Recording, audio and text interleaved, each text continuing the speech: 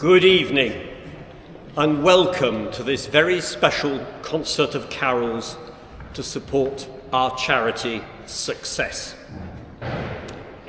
Writing over 400 years ago, John Donne, later to be the Dean of St. Paul's just down the road, said of this season of the year and of the feast of St. Lucy, which comes in 2 days' time, "'Tis the year's midnight, and it is the day's Lucy's, who scarce 7 hours herself unmasks. The sun is spent, and now his flasks send forth damp squibs, no constant rays. The whole world's sap is sunk." We all know that feeling at this time of year. Lack of daylight, tiredness at the end of a long autumn, it all puts focus on personal anxieties and cares and the wider troubles of our very imperfect world. At times, perhaps, it looks as if they might overwhelm us.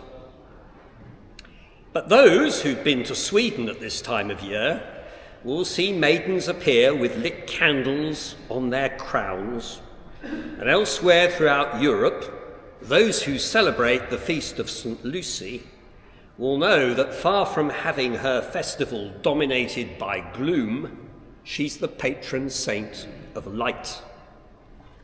Both the light we can enjoy with our eyes, but also the inner light that gives us hope and revives our energies.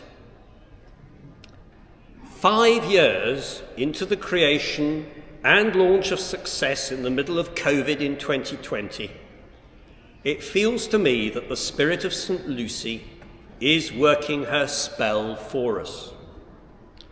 We may still be a small charity with uncertain income, but at this turn of the year, we know that thanks to the efforts and kindness of so many of you, we are having a growing supporter and beneficiary base and the capacity to do good things.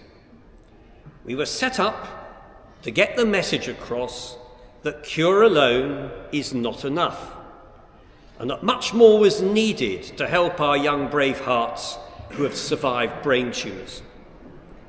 We've done this through our conferences, by identifying the gap between needs and services, and by lobbying parliamentarians and others, and getting them to join in with us and meet directly with those who will benefit from our services, and who themselves, in turn, as a consequence, will be able to do so much more good for those around them and for our wider society. Early in the new year, we will be meeting with NHS England to put our case in greater detail. We're now much more confident that there's a growing understanding of the issues. The light is present for us, and we now need to get it to shine brighter still. So, for all of us, this evening can be both an occasion of celebration and reflection. As we approach Christmas, we can rededicate ourselves to this charity and look to see what we can do personally to support it and where we might find others willing to help. And at the same time, and with this wonderful choir, we can enjoy a marvellous moment of Christmas music with the message of hope it offers to us all. I trust that you will all enjoy the evening.